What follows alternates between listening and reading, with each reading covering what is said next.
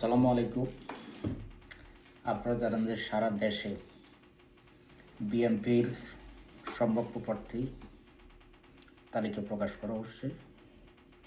63টা বাদে বাকি সবগুলোই প্রকাশ করা হয়েছে।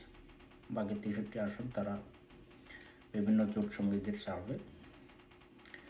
তা আমাদের প্রশ্ন বা কথা সেখানে না, আমাদের কথা হইল তাদের যে বিদ্রোহী প্রার্থীরা, অর্থাৎ তাদের যিনি এমপি প্রার্থী ওনার বিরুদ্ধে আরও কয়েকজন প্রতিদ্বন্দ্বিতা দাঁড়াবে বলে প্রত্যাশা করছিল, কিন্তু তারা পায়নি, সেটা ভিন্ন হিসাব। সেটা দলের যে কমান্ডটা তারা সেটা মানা উচিত ছিল, কিন্তু তারা সেটা মানে নাই। তারা সেটা না মেনে বিভিন্ন পিকেটিং, বিভিন্ন হরতাল, বিভিন্ন ধরনের কার্যকলাপগুলো করতেছে, যেটি দেশ এবং জাতির জন্য ক্ষতিকর। আপনাকে মনোনয়ন দেয় নাই বিদায় আপনি ভাঙচুর চালাবেন, গাড়ি পুড়বেন, এটা তো হইতে পারে না ভাই। তা আপনি রাজনীতিক থেকে কি শিখবেন? রাজনীতিক থেকে আপনার শিক্ষা কি? বিএনপি এখনও তাদের রাজনীতিবিদদের এখনও তারা শিখাইতে পারতেছে না। এখনও তারা বিভিন্ন ধরনের হাঙ্গা জায়গা নিয়ে পড়ে আছে, মানুষের ক্ষয়ক্ষতি হয় এমন কাজগুলো তারা এখনও করে যাচ্ছে।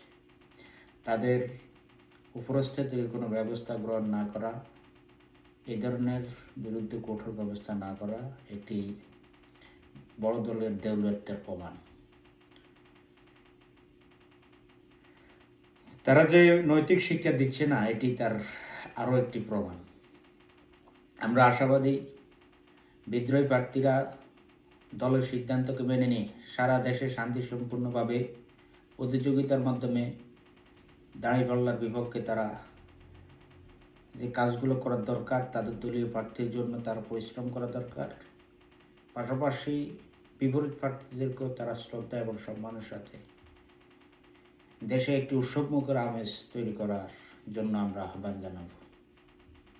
এই ভাইরা, এই দেশকে, দেশ এবং জাতিকে উন্নয়ন করার জন্য হলেও আমাদেরকে হিংস্র হায়নাদের মতো যে কাজগুলো আমরা করি সেগুলো থামাতে হবে। আমরা আশা করি আমরা শান্তি সম্পূর্ণভাবে এই বাংলাদেশকে হাতে হাত রেখে এগিয়ে নিয়ে যাব। অন্যায়কারী যেই হোক, আমরা তাকে একসাথে প্রতিহত করব। একসাথেই তাদেরকে আমরা প্রতিহত করে বাংলাদেশকে একটি সুস্থ শৃঙ্খল রাষ্ট্র হিসেবে গড়ে তুলব, যাতে বাংলাদেশ বিশ্বমানের হয়ে উঠতে পারে।